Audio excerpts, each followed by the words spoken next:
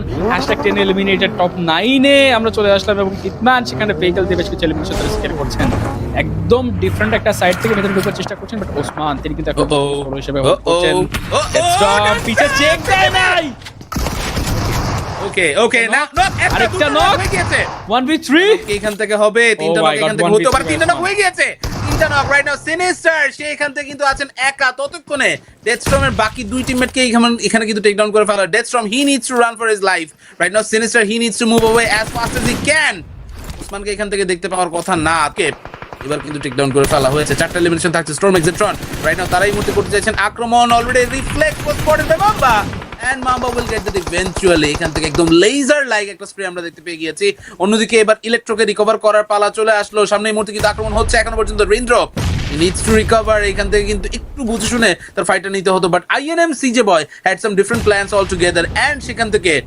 সেই elimination point INM এর প্লেয়ারদের কাছে কিন্তু চলে গেল রাইট নাও মাম্বা সে এখানে কিন্তু আসলে টিমমেটের কাছ থেকে আগে স্মোকটা নিচ্ছে স্মোকটা ডিপ্লয় করবে তারপরে গিয়ে হয়তো বা এখান থেকে তারা রিকভার করার চেষ্টা করবে নিজেদের টিমকে আইএনএম এর এই স্কোয়াড রস্টার চেঞ্জটা একটা ভালো রেজাল্ট কিন্তু নিয়ে আসতে যাচ্ছে তারা এখান থেকে অলরেডি টপ 2 তে চলে আসলো টপ 2 থেকে চিকেন ডিনারটা কিন্তু খুব একটা বেশি দূরে নেই স্টর্ম এক্সেট্রন অলরেডি তারা আহত সো এই আহত অবস্থানটা থেকে তাদেরকে কিন্তু চিকেন ডিনারটা সিকিউর করে নিতে হবে মেরাজ আর এটা নক কিন্তু বের করে ফেলেছেন right now the situation is under control Matt Cat fully eliminated Storm Xetron I don't think they have what it takes to survive on this match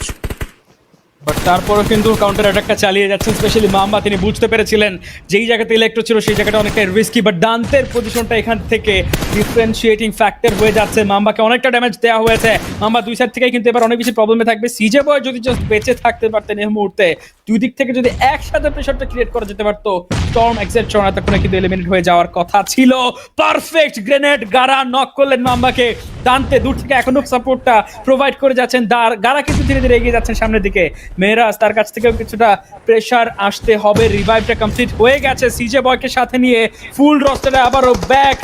Sturm এক্সেট্রনের এগেইনস্টে একটা কড়া প্রতিরোধ গড়ে তুলছেন দান্তে তিনিও কিন্তু এবার ফ্রন্ট লাইনে এগিয়ে যাবেন সামনে গিয়ে তারপর প্রেশারাইজ করবার চেষ্টা করছেন গ্রেনেড মোলটার যা আছে জাস্ট র্যান্ডমলি এখানে একের পর এক স্প্যাম করে যাচ্ছেন স্মোকের কভার কতটুকু সাপোর্ট দিতে পারে স্টর্ম এক্সেট্রনকে সেটাও কিন্তু দেখতে হবে জোন ভিতরে কিন্তু ঢুকে যেতে হবে দান্তে বিপদ তার জন্য হয়ে গেছে 6-9 অলরেডি স্পটেড এমভিপি বয় 6-9 এখনো পর্যন্ত টপ লিস্টে কিন্তু তিনি আছেন তার এগেইনস্টে দান্তে এখনো পর্যন্ত লড়াই চালিয়ে যাচ্ছেন ড্যামেজ দিয়েছেন এবং আইএনএম স্পোর্টস সিকিউর করে নিল উইনার চিকেন ডিনার স্টর্ম এক্সেট্রনকে পরাস্ত করে চিকেন ডিনারটা এবার আইএনএম এর